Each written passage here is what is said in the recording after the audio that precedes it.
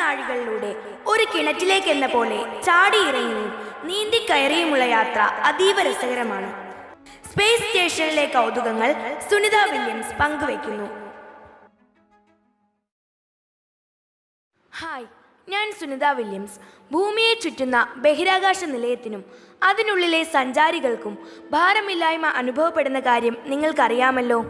അതിനാൽ ഇതിനുള്ളിലെ എൻ്റെ ജീവിതം അതീവ രസകരമാണ്. എവിടെയും ചവിട്ടി നിൽക്കുന്നില്ല, എപ്പോഴും ഒഴുകി നടക്കുകയാണ്.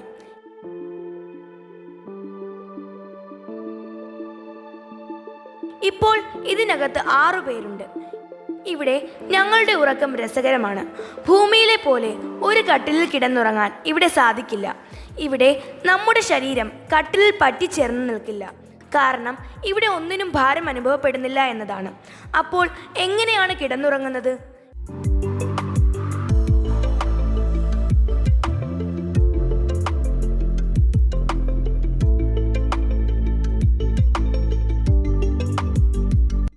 ഇതാ, ഇവിടെ ഒരു സ്ലീപ്പിംഗ് ബാഗ് ഉണ്ട്. ഇതിനുള്ളിൽ കയറി കിടന്നാണ് ഉറങ്ങുന്നത്. ഇവിടെ ഏത് പൊസിഷനിലും നിങ്ങൾക്ക് കിടന്നുറങ്ങാൻ കഴിയും. തല കുത്തനെയായി പോലും വേണമെങ്കിൽ കിടക്കാം, നിന്നും വേണമെങ്കിൽ ഉറങ്ങാം. സ്ലീപ്പിംഗ് സെഷൻ എന്നത് ഒരു ഓഫീസ് റൂമും അതിനോടൊപ്പം ഒരു റീഡിംഗ് റൂമും കൂടിയാണ്. ഇവിടെ ഒരു കമ്പ്യൂട്ടർ ഉണ്ട്. ഇതുപയോഗിച്ച് ഞങ്ങൾക്ക് ജോലി ചെയ്യാം.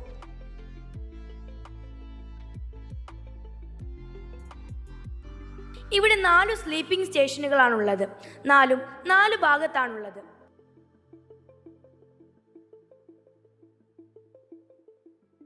ഒരു വൃത്തത്തിന്റെ പരിധിയിൽ എന്ന പോലെ സീലിംഗിലും തറയിലും വശങ്ങളിലും ഇവ ക്രമീകരിച്ചിരിക്കുന്നു.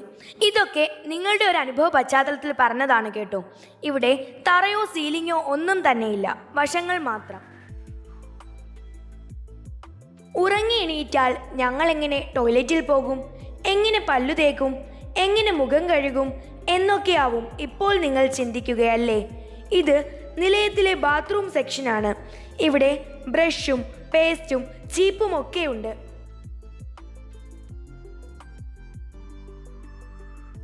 ആദ്യമൊന്ന് മുടി ചീകട്ടെ. ഓ, രക്ഷയില്ല. എത്ര ചീകിയാലും ഇവിടെ മുടി ഒതുങ്ങി നിൽക്കില്ല.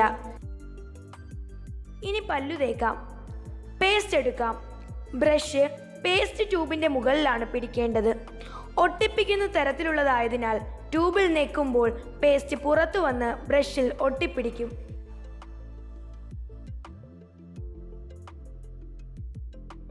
ട്യൂബിലുള്ള വെള്ളത്തെ ഇതുപോലെ നെക്കി ബ്രഷിലെത്തിക്കണം. നെക്കിൽ അല്പം കൂടിയാൽ അത് ഗോളാകൃതി പ്രാപിച്ച് നിലയത്തിൽ പറന്നു നടക്കും. അപ്പോൾ അതിതുപോലെ വെട്ടി വിഴുങ്ങാം. പല്ലു തേച്ച ശേഷം പേസ്റ്റ് എന്തു ചെയ്യും?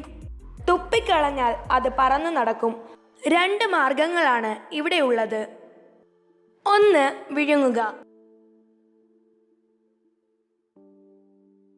മറ്റൊന്ന്, പേപ്പർ ടവൽ ഉപയോഗിച്ച് തുടയ്ക്കുക. വരൂ, ഇനി നിങ്ങളെ ഇവിടുത്തെ ടോയ്ലറ്റ് കാണിക്കാം. ഇവിടെ നമുക്ക് 2 കാര്യങ്ങൾ ചെയ്യാം. അവയിൽ നമ്പർ 2 ചെയ്യുന്നത് ഇവിടെയാണ്. പക്ഷേ ഇതിൻ്റെ വലുപ്പം വളരെ ചെറുതാണ്. അതുകൊണ്ട് തന്നെ വളരെ സൂക്ഷിച്ച് ചെയ്തില്ലെങ്കിൽ മലം വെളിയിലേക്ക് പറന്നു പോകാനുള്ള സാധ്യത വളരെ കൂടുതലാണ്.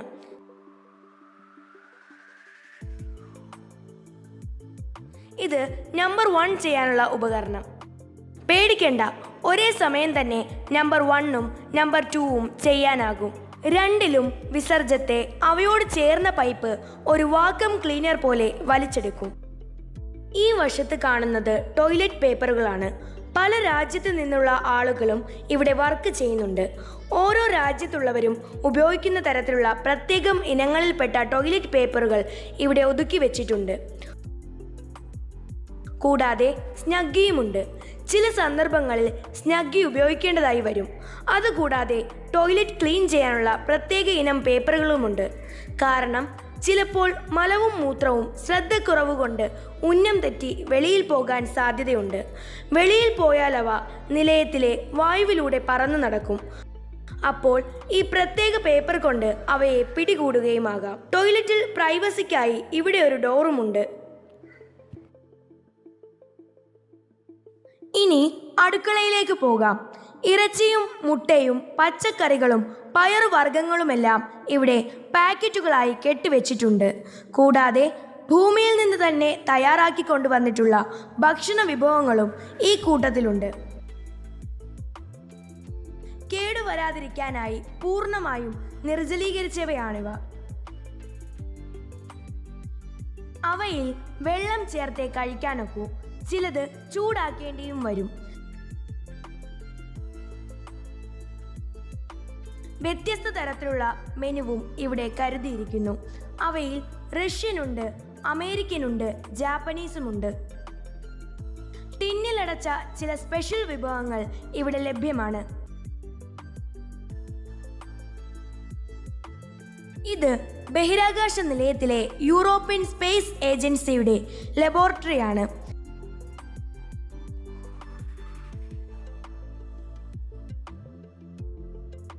ഇതുവഴി നമുക്ക് അമേരിക്കൻ ലബോറട്ടറിയിലേക്ക് പോകാം. ഇതാണ് അമേരിക്കയുടെ ലബോറട്ടറി.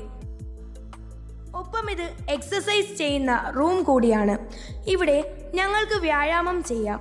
വ്യായാമം ചെയ്യണമെന്നല്ല, നിർബന്ധമായും ചെയ്തിരിക്കണം എന്നതാണ് ശരി. അല്ലെങ്കിൽ ഭാരമില്ലാത്ത അവസ്ഥയിൽ അസ്ഥികളുടെയും മസിലുകളുടെയും ബലം ക്രമേണ കുറഞ്ഞു വരും. അത് നിലനിർത്താൻ ഇവിടെ വിവിധയിനം വ്യായാമങ്ങൾ നിർബന്ധമാണ്. ഇത് എക്സസൈസ് ചെയ്യാൻ ഉപയോഗിക്കുന്ന ഒരു പ്രത്യേക തരം സൈക്കിളാണ്. ഇതിൻ്റെ പെഡലിൽ ചവിട്ടി എക്സസൈസ് ചെയ്ത് നമുക്ക് മസിൽ പവർ നിലനിർത്താം. എന്നാൽ ഇതിൽ ഇരിക്കാനുള്ള സീറ്റില്ല.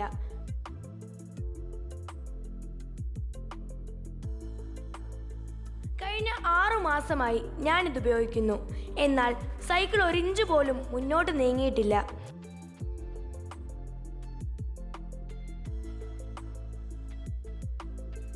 ഈ കാണുന്നവ സ്പേസ് സ്യൂട്ടുകളാണ്.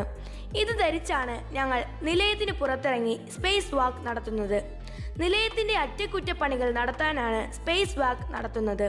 സ്പേസ് സ്റ്റേഷന് പുറത്ത് ബഹിരാകാശം നല്ല ചൂടുള്ളതാകാം, നല്ല തണുപ്പുള്ളതാകാം. ഒപ്പം വായുവില്ല. അതിനാൽ വായു മലിനീകരണവുമില്ല. അതുകൊണ്ട് തന്നെ പുറത്തിറങ്ങുമ്പോൾ ജീവൻ നിലനിർത്താൻ സ്പേസ് സ്യൂട്ട് ധരിക്കണം എന്നത് നിർബന്ധമാണ്. സ്പേസ് സ്യൂട്ടിൻ്റെ ഭാരം വളരെ കൂടുതലാണ്. അതിൻ്റെ പ്രധാന കാരണം ബാക്ക് പാക്കാണ്. ഈ ബാക്ക് പാക്കും സ്പേസ് സ്യൂട്ടും ചേർന്ന ഭാരം ഏകദേശം 130 കിലോഗ്രാം വരെ വരും. പക്ഷേ ഇത് സ്പേസ് ആണ്. ഇവിടെ വസ്തുക്കൾക്ക് ഭാരം അനുഭവപ്പെടില്ലല്ലോ. അതിനാൽ ഇതിനൊരു തൂവലിൻ്റെ ഭാരം പോലും ഞങ്ങൾക്ക് അനുഭവപ്പെടുന്നില്ല എന്നതാണ് ഞങ്ങളുടെ ഭാഗ്യം. ഈ സ്പേസ് സ്യൂട്ടിനെ ഒരു സ്പേസ് ക്രാഫ്റ്റ് എന്നുകൂടി വിളിക്കാൻ കഴിയും. ഇതിൻ്റെ ഹൃദയഭാഗമാണ് ഇതിൻ്റെ ബാക്ക് പാക്ക്. ഈ ബാക്ക് പാക്കിലാണ് നമുക്ക് ആവശ്യമായ ഓക്സിജൻ നിറച്ചിരിക്കുന്നത്. കൂടാതെ ഞാൻ പുറത്തുവിടുന്ന കാർബൺ ഡൈ ഓക്സൈഡിനെ ഒഴിവാക്കാനുള്ള സംവിധാനവും ഇതിലുണ്ട്. കൂടാതെ നമ്മുടെ ശരീരത്തിലെ താപനില പിടിച്ചു നിർത്താനുള്ള കൂളിംഗ് സംവിധാനവും ഹീറ്റിംഗ് സംവിധാനവും ഇതിലുണ്ട്. ഇവയ്ക്കൊക്കെ പുറമെ ഇതിനുള്ളിൽ ഒരു മിനി കമ്പ്യൂട്ടറുമുണ്ട്. ഈ കാണുന്നതാണ് സ്പേസ് സ്യൂട്ടിൻ്റെ ഹെൽമെറ്റ്. ഞങ്ങളുടെ തല ഇതിനുള്ളിൽ സുരക്ഷിതമായിരിക്കും. ഭൂമിയിൽ നാം ധരിക്കാറുള്ള ഇരുചക്ര വാഹനങ്ങളുടെ ഹെൽമെറ്റ് പോലെ തല തിരിക്കുമ്പോൾ ഒപ്പം ഈ ഹെൽമെറ്റും കൂടെ തിരിയില്ല. കാരണം അത് സ്പേസ് സ്യൂട്ടിൽ ഫിക്സ് ചെയ്തിരിക്കുകയാണ്. എന്നാൽ ഹെൽമെറ്റിനുള്ളിൽ നമ്മുടെ തല എങ്ങോട്ട് വേണമെങ്കിലും സ്വതന്ത്രമായി തിരിക്കാം. ഇതിനുള്ളിൽ ഒരു സൺ ഗ്ലാസ് ഉണ്ട്. വെളിയിലിറങ്ങിയാൽ സൂര്യപ്രകാശം ഭൂമിയിലുള്ളതിനേക്കാൾ അതിതീവ്രമാണ്. അതിനാൽ നമുക്ക് എങ്ങോട്ടും നോക്കാൻ കഴിയാതെ വരും. ഈ പ്രശ്നം പരിഹരിക്കാനാണ് ഇതിൽ സൺ ഗ്ലാസ് വെച്ചിരിക്കുന്നത്. ഈ കാണുന്നതാണ് സ്പേസിലേക്കുള്ള കവാടം. സ്പേസ് സ്യൂട്ട് ധരിച്ച് ഇതുവഴിയാണ് ഞങ്ങൾ ബഹിരാകാശത്തേക്ക് ഇറങ്ങുന്നത്. ഇനി ഞാൻ നിങ്ങളെ കൊണ്ടുപോകുന്നത് എനിക്ക് ഏറ്റവും ഇഷ്ടമുള്ള സ്ഥലത്തേക്കാണ്. കൂപ്പൂള എന്നാണ് ഈ സ്ഥലത്തിൻ്റെ പേര്. ഇവിടെ നിന്ന് നോക്കിയാൽ എനിക്ക് എൻ്റെ വീട് കാണാം. അതായത് നമ്മുടെ ഭൂമി. ബഹിരാകാശത്തുള്ള ഭൂമിയുടെ ദൃശ്യം നമുക്കിവിടെ നിന്ന് കാണാം. ഒഴിവ് സമയം ഞങ്ങൾ പ്രധാനമായും ചിലവഴിക്കുന്നത് ഇവിടെയാണ്. ഇവിടെ നിന്നാൽ നമ്മുടെ ഭൂമി എങ്ങനെയായിരിക്കുമെന്ന് നോക്കാം. നമ്മൾ കൂപ്പൂളയിൽ എത്തിയിരിക്കുന്നത് ശരിയായ സമയത്തല്ല. ഇപ്പോൾ ഭൂമിക്ക് മുകളിൽ മേഘങ്ങൾ നിറഞ്ഞിരിക്കുകയാണ്. ഭൂമിയിൽ നാം നമ്മുടെ മുകളിലാണ് മേഘങ്ങളെ കാണാറ്. ഇവിടെ നിൽക്കുമ്പോൾ നമ്മുടെ പാദങ്ങൾക്ക് താഴെയാണ് മേഘം. മേഘങ്ങൾ ഉണ്ടെങ്കിൽ പോലും എനിക്ക് പരിചയം കൊണ്ട് ഈ സ്ഥലം കൃത്യമായി മനസ്സിലാക്കും. ഇത് ആഫ്രിക്കയാണ്.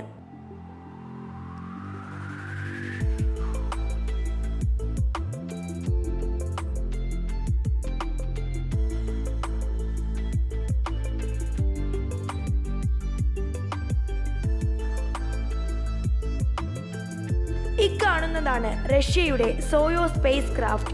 അല്പസമയം കഴിഞ്ഞാൽ ഞാനും സഹപ്രവർത്തകരും സോയൂസ് സ്പേസ് ക്രാഫ്റ്റിൽ ഭൂമിയിലേക്ക് മടങ്ങും. ഇത് സ്പേസ് സ്റ്റേഷനിലെ മറ്റൊരു എക്സസൈസ് സ്റ്റേഷനാണ്. ഇവിടെ ഉള്ളത് എയറിൻ എന്ന വ്യായാമത്തിനുള്ള ഉപകരണമാണ്. നിലയത്തിലെത്തിയ ശേഷം എന്തെങ്കിലും ഒരു ഭാരം അനുഭവപ്പെടണമെങ്കിൽ ഈ ഉപകരണം ഉപയോഗിക്കണം.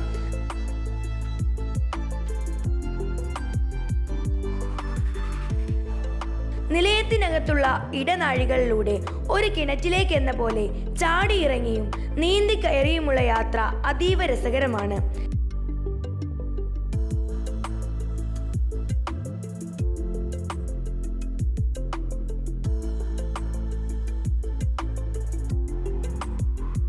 ഇത്രയും നേരം നാം കണ്ടത് അമേരിക്കയുടെ സെഗ്മെന്റ് ആണ്. ഇനി റഷ്യയുടെ സെഗ്മെന്റ് കാണാം. ഇത് ഇടുങ്ങിയ ഒരു ഇടനാഴിയാണ്. 1998 ഈ മൊഡ്യൂൾ സ്ഥാപിച്ചത്. സ്പേസ് സ്റ്റേഷന്റെ ആദ്യത്തെ സെഗ്മെന്റും ഇത് തന്നെ. ഇതിനു ശേഷമാണ് സെഗ്മെന്റുകളെല്ലാം കൂട്ടിച്ചേർത്തത്.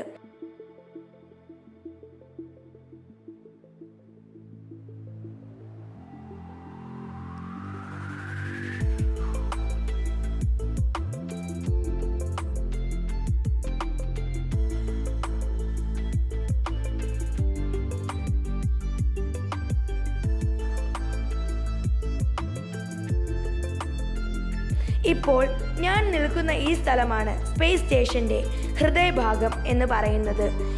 എന്തെങ്കിലും ഒരു പ്രശ്നമുണ്ടാകുകയാണെങ്കിൽ എല്ലാവരും ഇവിടെയാണ് അസംബിൾ ചെയ്യുക. തീപിടുത്തം, ഡീപ്പ് കൺസർവേഷൻ, അമോണിയയുടെ ചോർച്ച എന്നിവയാണ് ഉണ്ടാകാവുന്ന അപകടങ്ങൾ. അമോണിയയുടെ ചോർച്ച ഉണ്ടാവാൻ കാരണം റേഡിയേറ്ററുകൾ ഉപയോഗിക്കുന്നത് അമോണിയയാണ് എന്നതാണ്. അങ്ങനെ എന്തെങ്കിലും ഒരു അപായമുണ്ടായാൽ എല്ലാവരും ഇവിടെ അസംബിൾ ചെയ്യും. ഇവിടെയാണ് നിലയത്തിലെ പ്രധാന കമ്പ്യൂട്ടർ സ്ഥാപിച്ചിരിക്കുന്നത്. മെയിൻ കമ്പ്യൂട്ടർ കൂടാതെ അമേരിക്കൻ കമ്പ്യൂട്ടറും ഒരു റഷ്യൻ കമ്പ്യൂട്ടറും ഇവിടെയുണ്ട്. ഇവയെല്ലാം ഉപയോഗിച്ചാണ് നിലയത്തെ നിയന്ത്രിക്കുന്നത്. ഇതാണ് റഷ്യൻ സൈഡിലുള്ള ബഹിരാകാശത്തിലേക്കുള്ള കവാടം. ഇവിടെ അവർക്ക് സ്പേസ് വാക്കിനുള്ള സ്പേസ് സ്യൂട്ടുമുണ്ട്. ഇതിലൂടെ താഴേക്ക് പോകുമ്പോഴാണ് ഞാനും കൂട്ടുകാരും നിലയത്തിലുള്ള സോയൂസ് സ്പേസ് ക്രാഫ്റ്റിലെത്തുന്നത്. ഇതേ സ്പേസ് ക്രാഫ്റ്റിലാണ് ഞങ്ങൾ ഭൂമിയിലേക്ക് എത്തുന്നത്. ഇതാണ് ആ സ്പേസ് ക്രാഫ്റ്റിലേക്കുള്ള കവാടം. ഈ ഒരു ഭാഗമാണ് സ്പേസ് ക്രാഫ്റ്റിനെ സ്പേസ് സ്റ്റേഷനുമായി കണക്ട് ചെയ്യുന്നത്. സ്പേസ് ക്രാഫ്റ്റ് ഭൂമിയിലേക്ക് പുറപ്പെടുമ്പോൾ ഈ ഒരു ബന്ധനം വിച്ഛേദിക്കും. ഒപ്പം ഈ ഡോർ കൊണ്ട് ഈ ഭാഗം വായനിബന്ധമായി അടയ്ക്കപ്പെടും. ഇടുങ്ങിയ ഒരു വാതിലാണ് സോയൂസ് സ്പേസ് ക്രാഫ്റ്റിലേക്കുള്ളത്. അല്പം പ്രയാസപ്പെട്ടാൽ മാത്രമേ ഇതിനുള്ളിലേക്ക് കടക്കാൻ പറ്റൂ. ഇതിനുൾഭാഗം ഇടുങ്ങിയ ഒരു അറ തന്നെ.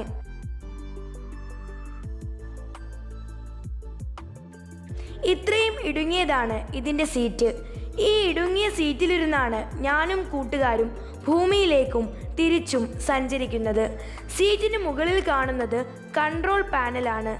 അതുപയോഗിച്ചാണ് ഈ പേടകത്തെ ഞങ്ങൾ നിയന്ത്രിക്കുന്നത്. ഭൂമിയുമായി വാർത്താവിനിമയം നടത്താനുള്ള സംവിധാനവും ഇതിനുണ്ട്. ഞാനിരിക്കുന്ന സീറ്റിന് തൊട്ടു പിറകിലായി സീറ്റിനോട് ചേർന്നിരിക്കുന്നത് പാരച്യൂട്ടാണ്.